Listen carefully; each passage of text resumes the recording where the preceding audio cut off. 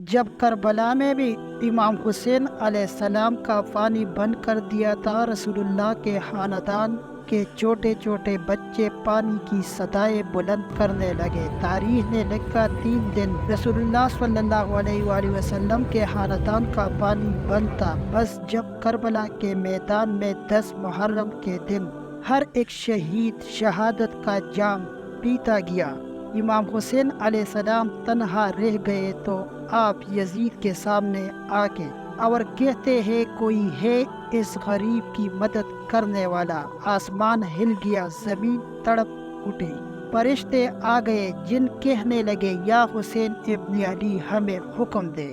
امام حسین علیہ السلام نے فرمایا یہ صدا صرف انسانوں کے لیے تھی، لیکن افسوس تمام انسان رسول اللہ صلی اللہ علیہ وآلہ وسلم کے نواسے کی غربت پہ ہنسنے لگے۔ اتنے میں خیمے میں ایک بچہ اپنے آپ کو جھولے سے گرا دیتا ہے۔ بی بی رباب نے امام حسین علیہ السلام کو بلایا اور دست ادب کو جوڑ کے عرض کرنے لگی، نواسہ رسول، جیسے ہی آپ نے کہا کہ ہے کوئی اس غریب کی مدد کرنے والا، آپ کے اس شہزادے علی اصغر نے اپنے آپ کو جھولے سے گرا دیا۔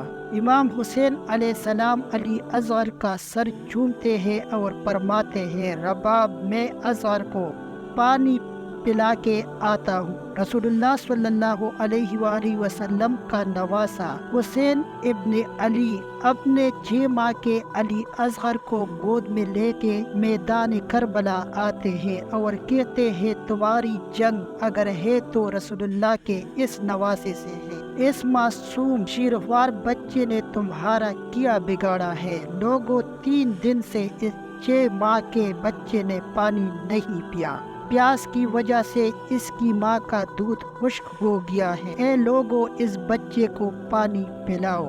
فوج یزید میں سے آواز آئی، حسین پانی تم پینا چاہتے ہو اور نام بچے کا لیتے ہو، اگر یہ بچہ خود پانی مانگے گا تو ہم اسے پانی پلائیں۔ امام حسین علیہ السلام نے علی اصغر کو بلند کیا اور فرمانے لگے، علی اصغر مانگ، اپنے نانا کی امت سے پانی مانگو۔ امام حسین علیہ السلام کا یہ کہنا تھا اور علی اصغر فرمانے لگے، لوگوں میں تمہارے رسول کے گلشن کا چھوٹا سا پھول ہوں، میری رگوں میں تمہارے رسول کا خون بہتا ہے، اے لوگوں میں 3 دن سے پیاسا ہوں، مجھے پانی پلا۔ تاریخ نے لکھا علی اصغر کی صدا سے فوجیں ہلنے لگی، کہرام برپا ہو گیا۔ عمر بن سعد اور شمر نے کہا کہیں فوج میں بغاوت پر نہ اترے، آواز لگائی ہرملا تیر چلاؤ۔ ہرملا کے پاس جو تیر جانوروں کے شکار کے لیا تھا، تاریخ نے لکھا علی اصغر کا نشانہ لیا اور تیر چلا دیا۔ اس تیر کے 3 نوکیں تھیں، ایک نوک علی اصغر کے کمر میں لگی، دوسری نوک اس کے بازو میں لگی اور تیسری نوک علی اصغر کے کان میں لگی۔ تیر اتنا وزنی تھا کہ علی اصغر کو چیر کے امام حسین کے بازو پہ جا لگا۔ تاریخ نے لکھا علی اصغر کے جسم سے خون امام حسین کے ہاتھوں پہ آ گرا۔ امام حسین علی اصغر کو ہاتھوں میں لے اپنے نانا کی امت کو دیکھ رہے، علی اصغر کے خون کو زمین کے حوالے کرے۔ زمین چیخ اٹھی، مولا اگر اس ناحق خون کو ہم پہ گراتے ہیں، روز محشر تک میں اناج نہیں اگاؤں گے۔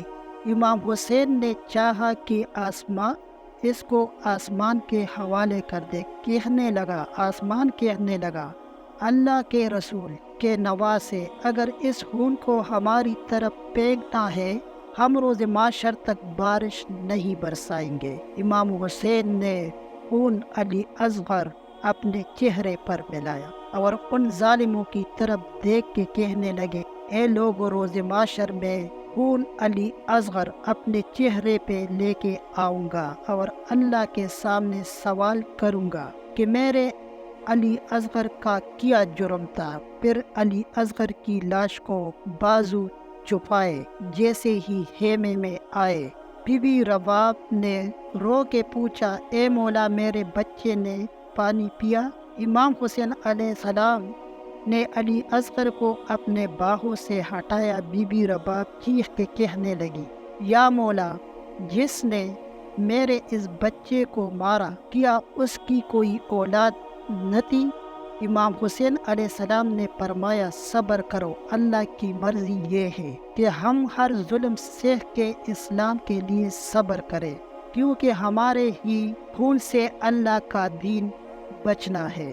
اور رباب علی اصغر کی قبر بناتے ہیں۔ امام حسین اور بی بی رباب خیمے کے پیچھے ایک جگہ پر ذوالفقار سے کھڈا کھودتے ہیں اور علی اصغر کو کربلا کے گرم زمین میں دفن کر دیتے ہیں۔ بس جیسے ہی امام حسین علیہ السلام کی شہادت ہوئی، بیویوں کے خیام جلائے گئے، آل رسول کو لوٹا گیا، سروں کو کاٹا گیا، تو عمر بن سعد نے کہا کہ دیکھو کوئی سر رہ تو نہیں گیا۔ کسی ظالم نے کہا کہ ایک سر رہ گیا ہے۔ شمر نے پوچھا کون سا سر؟ ظالم نے کہا حسین ایک 6 ماہ کا بچہ لے کر آئے تھے، ہم نے اس کو تیر مار کے شہید کیا تھا، اس کا سر نہیں ملا۔ شمر نے کہا ڈھونڈو، زمین پہ نیزے مارتے رہو، یہی کہیں حسین نے دفن کیا ہوگا۔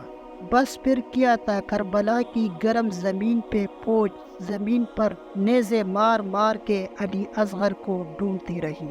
تاریخ نے لکھا ایک جگہ نیزہ لگا، جیسے ہی نیزہ اوپر آیا علی اصغر کا جسم اس نیزے پہ سوار تھا۔ فوج یزید خوشی سے جھوم رہی تھی اور وہاں ایک ماں نے اپنے بچے کو نیزے کے نوک پر دیکھا، مدینے کی طرف منہ کر کے کہا، یا رسول اللہ صلی اللہ علیہ وآلہ وسلم، دیکھیے آپ کی امت نے ہمارے ساتھ کیا ظلم کیا ہے۔